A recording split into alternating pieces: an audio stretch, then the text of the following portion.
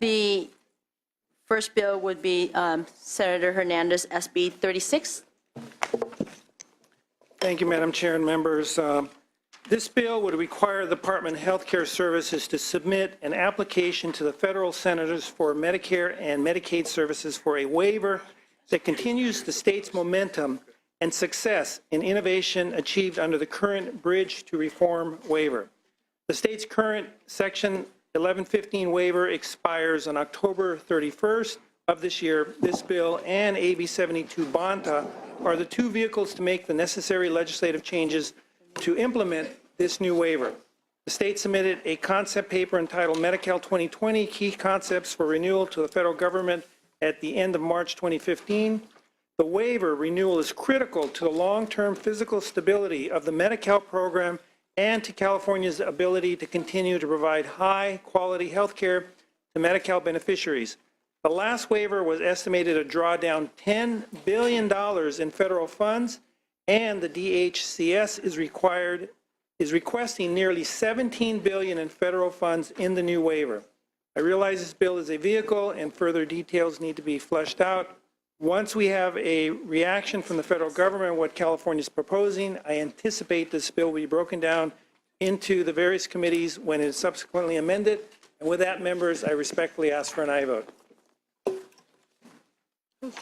I'll move the bill. Any question? Yes. This is just a process question, sir. Do we, the legislature, move legislation every time the state submits an 1115 waiver? Yes. Thank you. Witnesses in support? So I assume on behalf of Health Access, we are in support of this vehicle moving forward. Terry Thomas on behalf of the California Association of Public Hospitals and Health Systems. Those are the 21 county-owned and operated and University of California hospital systems. The waiver is a critical and core funding source for our ability to continue to care for the poor and the uninsured, and we urge your aye vote. Thank you. Kelly Brooks on behalf of the California State Association of Counties. In addition to the critical support that the waiver provides to county hospitals, it's also an opportunity to better integrate behavioral health services with primary care, and we urge your support. Michelle Cabrera on behalf of SEIU California. We're in full support of the state's Medi-Cal waiver proposal and ask your support for this legislation moving forward as well. Amber King with the Association of California Healthcare Districts, also in support. Greg Legere with the Argonne United Cerebral Palsy. We support the bill. Any other support? Any witnesses in opposition? Any questions from members? You're going to let him go that easy? Wow. There was a motion, but actually I just want to one question, Senator. Yes. Is, so the bill will come back to this committee when specifics are amended to the bill. I don't know if it's going to come. I don't know if it'll come back to the committee. We will amend it through the process. You'll be able to see it on the floor as we get information from the federal government, but this is a kind of a work in progress. Okay, thank you. We have a motion. Would Senator Hall please call for the vote? Do pass to appropriations. Oh, thank you. I'm sorry. Hernandez? Aye. Hernandez, aye. Wynn? Aye. Wynn, aye. Hall? Aye. Hall, aye. Mitchell? Aye. Mitchell, aye. Monning? Aye. Monning, aye. Nielsen? Aye. Nielsen, aye. Pan? Aye. Pan, aye. Roth? Aye. Roth, aye. Wolk? Aye. Wolk, aye. That passes to 9-0 to appropriation. Thank you. Next one, Senator Hernandez, SB 151. Thank you, Madam Chair and members. The truth, as Henry Waxman once stated, is that cigarettes are the single most dangerous consumer products ever sold. Tobacco remains the leading cause of preventable death, killing 480,000 individuals annually in the United States, 34,000 of which are California residents. According to the CDC, this product kills more people per year than alcohol, murder, illegal drugs, AIDS, and motor vehicle accidents. Unfortunately, more than 3,800 children under the age of 18 whose brains are still developing are more susceptible to the addictive quality of nicotine start smoking every day. Research does show adolescents can become dependent on nicotine very rapidly and at lower levels of consumption than adults. It is estimated that 90% of lifetime users start before age 21 and 80% first experiment before age 18. The likelihood of starting to smoke markedly declines with age. Most of the underage users are furnished through legal sales. Raising the age to 21 will put the legal purchases outside the social circles of many adolescents.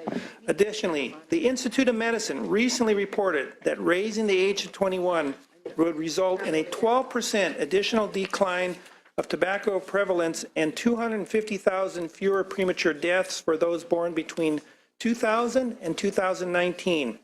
The tobacco companies still target specific communities and age ranges, particularly adolescents and lower income areas, through a number of different sales tactics.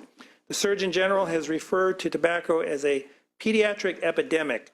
This bill is a major step towards keeping this poisonous and ultimately deadly product away from our youth.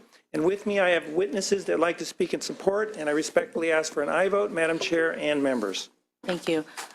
Witnesses in support, please. Yes, I'm Dr. Donald Lyman. I'm here for the California Medical Association. And Dr. Hernandez has summarized the little talk I was going to do.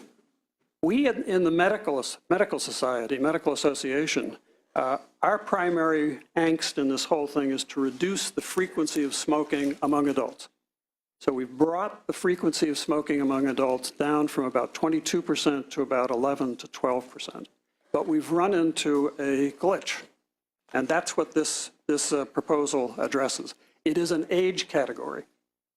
We know that those between the ages of 18 and 21 have several peculiar characteristics. In terms of tobacco exposures, these are people who begin to acquire chronic obstructive pulmonary disease in this age group. They're peculiarly susceptible to start having problems with asthma. They also very strangely start to acquire susceptibility to methicillin-resistant Staph aureus, the MRSA kind of superbug type things. But they're also, as Dr. Hernandez said, peculiarly susceptible to an addiction with tobacco. And that's the problem here. A little background story. I was the chief of tobacco control for the state for about 25 years. Doctor, I apologize. I'm going to implement Chairman Hernandez's. Yes, so Yes. we're going to do the timing, so if you can, please help us.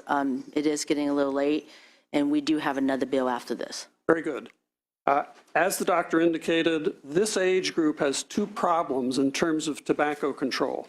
We're fighting with the tobacco industry now because they're doing a full court press to sign these people up for smoking. And the tobacco control activity wants to keep them away. This group has a peculiarly high frequency of addiction capacity if they start smoking in this age category. They are also the source of tobacco for their younger friends. And the source of tobacco for a lot of younger people under 18 comes from these people. So we would like to address these by raising the age limit. It will help them in their addiction problems, and it will help keep the tobacco away from their younger friends. Thank you. My name is Robert Bender. I'm a high school senior at Folsom High, and I'm also president of Breathe California's Youth Advisory Board. I'm 18 years old, so I see firsthand the effect tobacco has on youth, and I speak in support of this bill. Raising the legal age of tobacco products is an important step in ensuring that youth don't start using these dangerous products. An all too common scenario I've seen involves students who are 18 providing tobacco products to younger students. Whether it is at a high school sporting event, a party, or even a study group get-together, this issue is becoming more and more prevalent. Many teens and young adults spend time hanging out in or around smoke shops to purchase these products for themselves or to have a friend purchase them. In fact, when I was in 6th grade, I remember being offered a cigarette by my friend's older brother, something I didn't even ask for. Peer pressure encouraging youth to smoke exists and is due in large part to the easy access of others in our age group. We all would do anything for our friends, and I can understand why. As a newly 18-year-old, it wouldn't seem like a big issue to purchase these products for a friend under 18. In fact, from the point of view of youth around my age, sneaking something in for a friend is an easy favor. The science is there. According to the Institute of Medicine report, raising the minimum age of legal access to tobacco products would reduce smoking initiation rates among people my age or younger by between 15 and 25%. Consider also that there are currently 441,000 kids alive today who will ultimately die from tobacco-related disease. This is a bill that would benefit public health, especially the health of youth like me, and lower that number because it is too high. Thanks. Hi, my name is Lindsay Freitas. I'm here with the American Lung Association in California, but I'm also speaking on behalf of the American Cancer Society, Cancer Action Network, and the American Heart and Stroke Association in support of this bill. Smoking is the #1 cause of preventable death and disease in our country, and it continues to kill more than 40,000 Californians each year. According to the National Survey on Drug Use and Health, half of adult smokers become regular daily smokers before the age of 18, but 4 out of 5 become regular daily smokers by the age of 21. So this really shows the strong influence that tobacco has in that 18 to 21 range. Since we're short on time, I'm going to skip ahead a little and just point out that recently we've seen a lot of momentum growing for policies like these throughout the country. We have more than 50 communities across 7 states that have raised the legal purchase age of tobacco to 21, most notably New York City. But also here in California, we had a city in Healdsburg and Sonoma County adopt an ordinance that increased the legal age to purchase tobacco. It's likely just the first in, I'm sure, what will likely be a long list of many.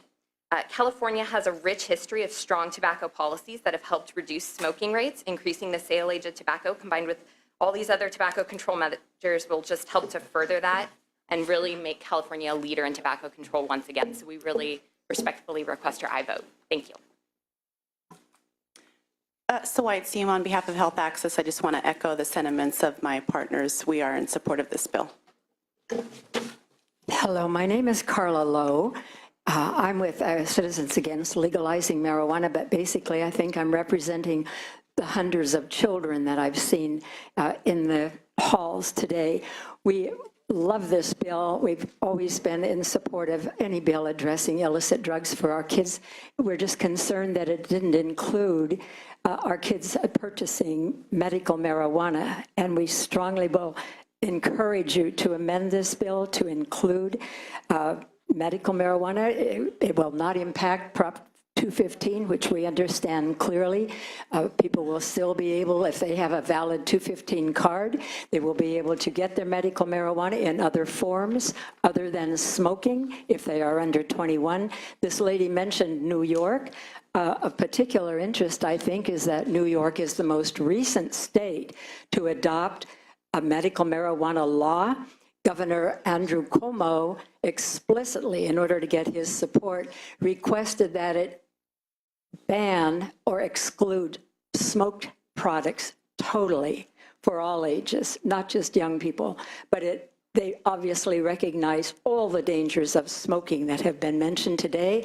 I would just like to add that more of our kids are smoking marijuana than they are tobacco. There are 50 to 70% more tars and carcinogens in marijuana than there are in tobacco. You've heard all this wonderful testimony. I think you could just understand that one marijuana cigarette is equal to about 10 tobacco cigarettes. We would ask you to take a leadership role, as has been said. Other states have raised the tobacco age to 21. No one has been concerned about raising the age to 21 for this highly potent, long-acting, mind-altering drug that our kids are using, and the development of their brain at 18, 19, 20, 21 is crucial. And I'll just close by saying Joseph Califano once said, and he's with Columbia University, if we can keep our young people from using any illicit drug until 21, they most likely will not start. I ask that you support this bill and amend it to include medical marijuana. Thank you. Thank you. I see we have others waiting. If you can, at this time, please state your name and affiliation, whether you support or oppose the bill. Yes, Lydia Bourne, American Academy of Pediatrics. We are in support of this bill. Misty Johnson on behalf of the California Pharmacists Association in support. Amber King with the Association of California Healthcare Districts in support. Michael Radigan on behalf of the Board of Supervisors, Santa Clara County, in support. Teresa Stark, Kaiser Permanente, in support. David Ford, Association of Northern California Oncologists, Medical Oncology Association of Southern California, in support. Tiffany Whiten on behalf of the Campaign for Tobacco-Free Kids, in support. Jody Hicks with the California Academy of Family Physicians, in support. Brendan Tillig on behalf of the California Center for Public Health Advocacy, in support. Callie Hampt on behalf of the American Heart, American Stroke Association, in support. Tim Gibbs with the American Cancer Society Cancer Action Network, in support.